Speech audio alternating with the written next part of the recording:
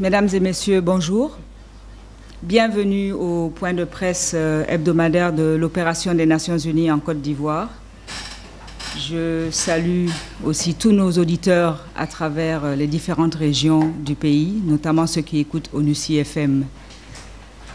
Aujourd'hui, nous avons le plaisir d'avoir avec nous le représentant spécial de l'OMS, le Dr Yokwide Alarangar, qui va partager dans quelques instants avec vous des informations relatives à l'état de la vaccination en Côte d'Ivoire, et cela notamment à la veille du lancement de la campagne de vaccination contre la poliomyélite qui va débuter à partir du 24 mai, donc du 24 au 27 mai.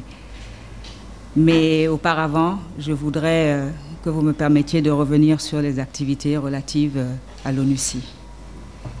Donc, tout d'abord, l'annonce par le secrétaire général des Nations Unies, Ban Ki-moon, le vendredi 17 mai 2013, de la nomination de M. Bert Koenders à la tête de la mission multidimensionnelle intégrée des Nations Unies pour la stabilisation du Mali, la MINUSMA, et de Mme Aïchatou Mindaoudou Souleymane du Niger au poste de représentante spéciale du secrétaire général pour la Côte d'Ivoire, donc au niveau de l'ONUCI.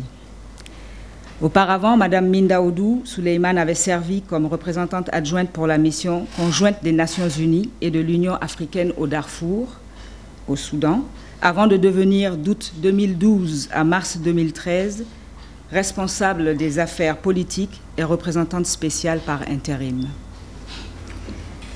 À présent, j'en viens aux activités de la mission. Le représentant spécial adjoint du secrétaire général des Nations Unies pour la Côte d'Ivoire, qui est chargé de l'état de droit, M. Arnaud Akodjenou, qui assure l'intérim à la tête de l'ONUCI, a poursuivi hier, avec les autorités nationales, les discussions sur l'établissement de critères devant permettre d'évaluer les progrès accomplis par la Côte d'Ivoire sur la voie de la stabilité et de la consolidation de la paix.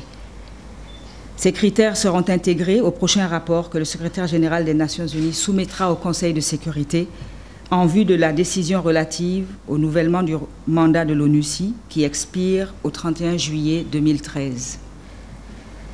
Le représentant spécial adjoint du secrétaire général des Nations Unies pour la Côte d'Ivoire, qui est le coordonnateur résident et coordonnateur humanitaire, je veux parler de M. Ndolam Ngokwe, a participé quant à lui le vendredi 17 mai 2013 à Abidjan à la deuxième rencontre entre le Premier ministre ivoirien, M. Daniel Kablan-Duncan, et les partenaires techniques et financiers. Il a également pris part ce même vendredi 17 mai à l'ouverture du symposium sur la sécurité environnementale en Afrique occidentale et centrale, organisé avec le Programme des Nations Unies pour l'environnement. Sur le terrain, au plan sécuritaire, la situation dans l'ensemble du pays est relativement calme.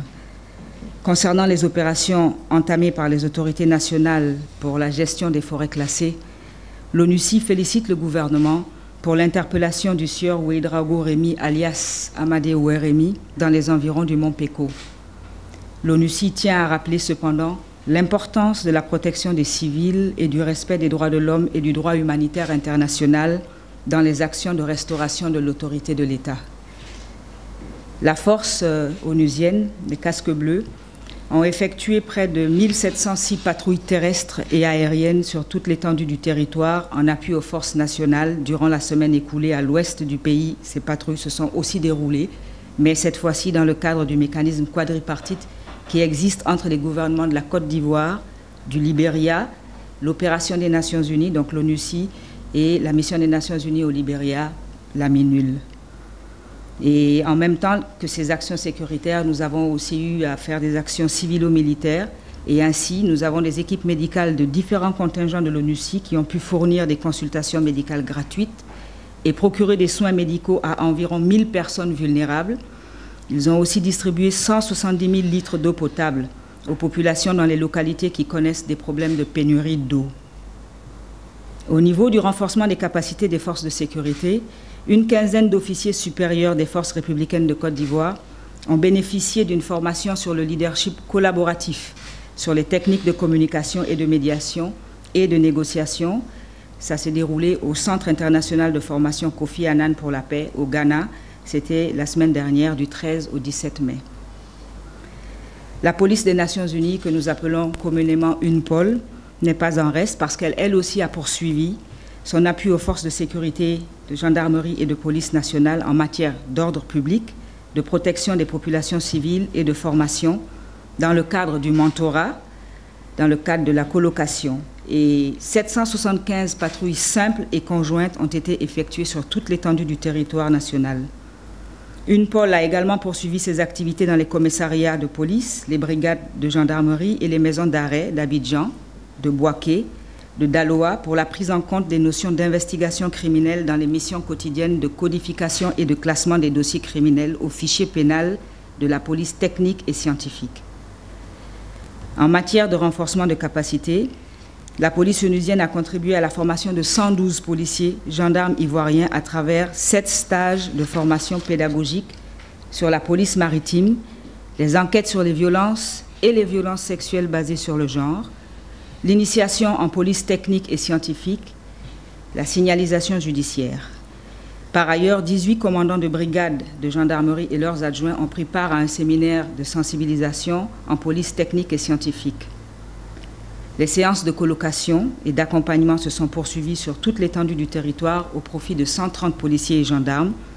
Elles ont porté sur le racket les droits de l'homme, les droits de l'enfant, la légitime défense, les investigations criminelles, les fouilles de sécurité, les questions d'éthique et de déontologie. À présent, concernant les activités de la division des droits de l'homme de l'ONUCI, cette dernière a soutenu à travers une initiative que nous appelons les projets à impact rapide, communément aussi connus sous le terme de QUIPS, un projet de réhabilitation de la cantine du Centre polyvalent des métiers de l'entretien de Brimbesso, près de Dabou. La remise de cette cantine a eu lieu hier. Concernant maintenant les activités de plaidoyer et de sensibilisation, je voudrais aborder le thème de la journée des casques bleus. La journée internationale des casques bleus sera célébrée le 29 mai prochain.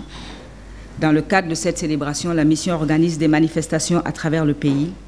Ainsi, de Bandoukou à Séguéla, en passant par Adzopé, San Pedro, Tabou, Korogo, Yamoussoukro et Divo, partout où nous sommes présents, avec les populations, la mission commémorera la solidarité agissante des Nations Unies dans le cadre de son mandat d'accompagnement pour une sortie de crise réussie et durable. La cérémonie officielle, quant à elle, se tiendra à Mans et sera spécialement couplée avec la 29e édition des Journées des Nations Unies, communément appelée JNU. Ces journées sont prévues du 29 au 30 mai dans la capitale régionale du Tongpi.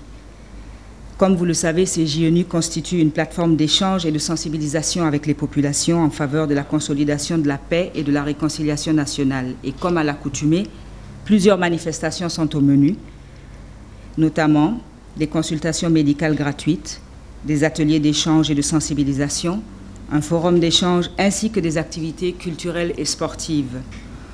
Des projets financés dans le cadre justement des projets QUIPS dont je parlais tantôt seront également inaugurés. Je voudrais vous parler d'une autre plateforme qui est prévue donc du 3 au 4 juin à Daloa. C'est une plateforme interrégionale de sensibilisation et d'échange en partenariat avec le corps préfectoral à l'intention des élus, cadres et leaders des groupements de jeunesse de la grande région ouest du pays. Les participants invités à cette plateforme viendront des 9 régions administratives suivantes: Guémon, Cavaï, Ossa-Sandra, Go, Nawa, Boclé, Tompi, Lodjiboua et San Pedro. Les participants seront issus de toutes les obédiences politiques, religieuses et ethniques. Ce séminaire interrégional s'inscrit en soutien à la dynamique globale engagée en faveur de la pacification et de la réhabilitation de la partie ouest du pays.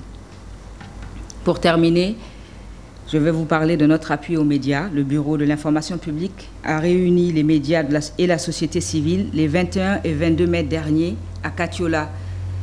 Il était question d'échanger en profondeur sur la gestion de la rumeur et le respect des droits de l'homme, gage de la consolidation de la paix et de la réconciliation nationale et du développement local. Pendant 2 jours, nous avons eu donc des participants qui ont partagé leur expérience et se sont engagés chacun à son niveau à œuvrer au quotidien contre les rumeurs pour consolider la cohésion sociale et la paix. Le 24 mai 2013, le ministère de la Santé et de la lutte contre le sida de la Côte d'Ivoire lance la 2e campagne nationale de vaccination contre la poliomyélite sur toute l'étendue du territoire. Cette campagne sera organisée avec l'appui des partenaires de l'Initiative mondiale pour l'éradication de la poliomyélite, à savoir l'OMS, l'UNICEF, le Rotary International et le CDC Atlanta. Cette campagne va durer 4 jours, donc du 24 au 26 mai 2013. La cible de cette campagne, il s'agit des enfants de 0 à 5 ans. Et cette campagne va viser environ 7 500 000 enfants de 0 à 5 ans. L'objectif de cette deuxième campagne de l'année 2013, c'est surtout de consolider les acquis de l'année 2012 qui a été déclarée par la communauté internationale l'année urgence polio sur toute l'étendue, en fait, dans tous les pays où il y a encore nécessité de faire cette campagne-là. Ce vaccin est sans danger. J'en appelle donc à tous les papas, à tous les mamans, pour faire vacciner tous les enfants au cours de ce passage-là. C'est l'opportunité pour nous, pour la Côte d'Ivoire, d'être au rendez-vous de l'éradication de la poliomyélite. Je vous remercie et je vous donne rendez-vous jeudi prochain à la même heure, au même lieu. Merci bien. Merci. Merci, docteur.